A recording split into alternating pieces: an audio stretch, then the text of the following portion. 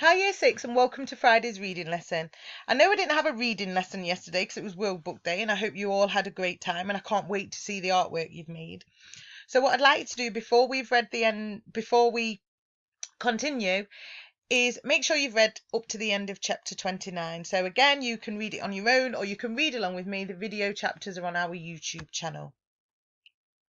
So pause the video, make sure you've read to the end of chapter 29 because you're going to need it to answer the questions, and then unpause when you're ready to continue. Okay then, so if we go right back, today's lesson is all about what we've read throughout the week. So right at the beginning, I think it's chapter 20, chapter 19, 20. Why are there no racial problems at Camp Green Lake? We've got this extract here. Use this to help you. Stanley was thankful that there were no racial problems. X-Ray, Armpit and Zero were black. He, Squid and Zigzag were white. Magnet was Hispanic. On the lake, they were all the same reddish-brown colour, the colour of dirt. Pause the video, answer the question, and then unpause for the answer. Okay, Year 6, so you should have seen here there was no racial problems, and the reason why there were no racial problems, because they were all digging holes all day. They were all the same colour. By the end of the day, they were all the same colour of the dirt that they'd been digging. They all thought of themselves as the same. Okay, this is your opinion now, and I want you to challenge yourself to try and think back to everything we've read and everything you know about Stanley as a character. Why do you think Stanley took the blame for eating the sunflower seeds? Think about what we've learnt about him so before he came to Camp Green Lake. Why he was at Camp Green Lake. Remember, he gave, who was it? Was it X-Ray? He gave X-Ray the tube that he found. Why did he take the blame for eating the sunflower seeds? Pause the video and then unpause to discuss the answer. All right, Year 6, so I wonder what answers you've put. Remember, it's your opinion, but you've got to just back it up with evidence from what you've read, what you've heard if you've been listening along to the story with me reading it. So my answer for this was, I think Stanley took the blame for eating the sunflower seeds because he didn't want to lose any friends. We know that previously in the text we found out that Stanley was bullied at school. He didn't have many friends. He's been an overweight guy, and he was looking forward to going to the camp to make some friends. So I think Stanley took the blame for eating the sunflower seeds because he didn't want to lose his friends. He wanted to impress them. He wanted them to think that he was one of them. He was enjoying being part of a team. So I can't wait to read your answer for that and the evidence that you've chosen from this novel so far. Next question then. How did the warden hurt Mr. Sir, and why do you think she did this? Pause it now to answer the question, and then unpause when you're ready for the answer. Or, if you want a bit more support with this question, keep listening now, and we'll have a look at the extract here. Let's make it a little bit bigger. So this is the part where the Mr. Sir has took Stanley because Stanley's admitted to stealing the sunflower seeds. She stepped towards him and struck him across the face. Mr. Sir stared at her. He had 3 long red marks slanting across the left side of his face. Stanley didn't know if the redness was caused by her nail polish or his blood. It took a moment for the venom to sink in. Suddenly, Mr. Sir screamed and clutched his face with both hands. He let himself fall over, rolling off the hearth and onto the rug. The warden spoke softly. I don't especially care about your sunflower seeds. Okay. So think about what the warden did to hurt Mr. Sir and why she did this.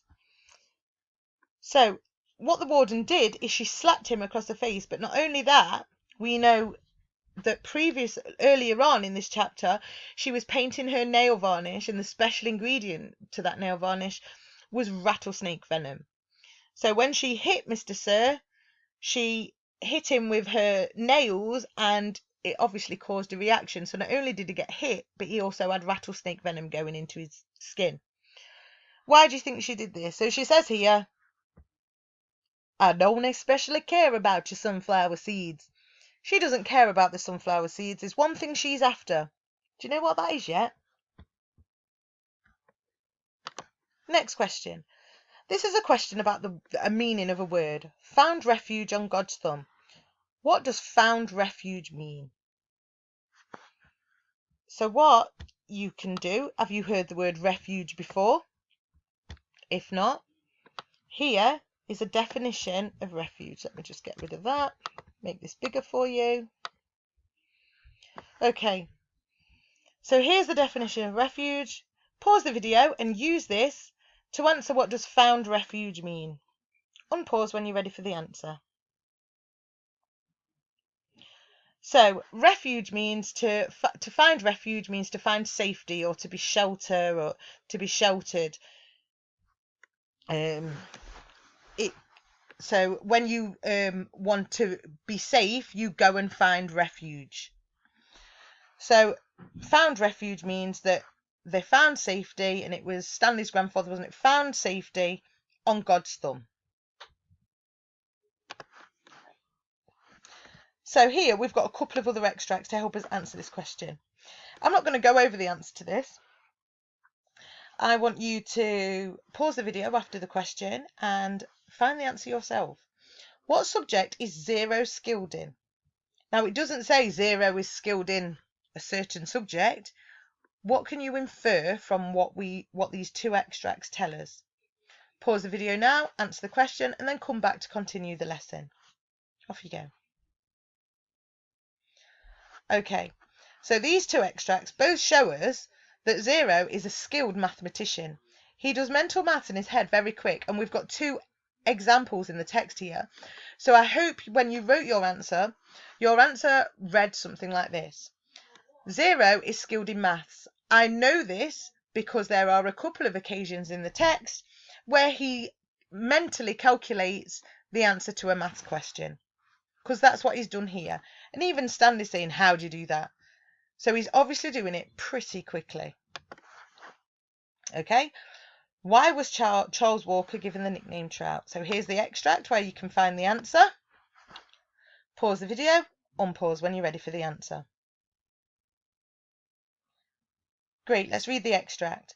One such man was Trout Walker. His real name was Charles Walker, but everyone called him Trout because his 2 feet smelled like a couple of dead fish. So, Charles was given the nickname Trout because his feet smelled like dead fish. There's a theme in this book with nicknames, and they're not very nice nicknames, are they? It's always about something that, I don't know, something that's not great about you, I suppose, because I wouldn't want to be remembered because my feet smelt like dead fish. But obviously, Charles enjoyed it and everybody called him that, and he didn't have a problem with it. Okay, so I want you to think about how the flashbacks have had an impact on you as the reader. How have they helped tell the story? Okay, how have they made you understand the characters in the story better? Pause the video, have a think, and then come back to discuss the answer. So with the flashbacks in the story, we get to meet other characters, and learning about these characters helps us understand the main characters of this story. So Stanley, and now we know Zero is another main character in the story. And you should have all realised by now that Zero's real name is Hector Zeroni. How does that add to what we already know, what we know about Stanley's family? So we can use that, what we know, to predict what might happen in the future. So think about how the flashbacks have had the impact on you, and what they have helped us understand. When you're ready, unpause so we can go on to the next question. Okay. Why do you think Kissing Kate Barlow died laughing? Pause the video, write your answer, and then come back to discuss the answer. So let's have a look at this extract. Kate smiled. There was nothing they could do to her anymore. Start digging, she said. Where is it? Linda screeched. Where'd you bury it? Trout demanded. Kate Barlow died laughing. So she's told them to start digging. They think she's got money and she's hid it somewhere. Why did she die laughing? What's she laughing about? She's dying, so it's not very funny. Think about what is happening in the story as we know it. Not the flashbacks, but what's happening with Stanley. What are they actually doing and who's making them do it? So, I bet you guessed it. She's laughing because she knows that they are digging, and they are going to be digging and digging, because whether she has or has not hid that money, they're in a desert, so they're going to be digging a very long time. There is no X marks the spot here. Okay, and this is your last question for today, and it's something for you to really think about. Let's have a look at this extract. These are the facts. The Walker boat smashed into Sam's boat. Sam was shot and killed in the water. Catherine Barlow was rescued against her wishes. When they returned to the shore, she saw Mary Lou's body lying on the ground. The donkey had been shot in the head. That all happened 110 years ago. Since then, not one drop of rain has fallen on Green Lake. You make the decision. Who did God punish? So think about what happened to Sam and to Catherine Barlow and to Mary Lou, and who is God punishing? How is he punishing them? Use evidence from the text to support your answer. There's evidence in this small extract here, and there's also other evidence in the text if you want to challenge yourself to go and find it. Right, Year 6, this is our last video. I will see you on Monday, the 8th of March, where we will go back to normal in schools. Have a great weekend, and I'll see you Monday. Bye.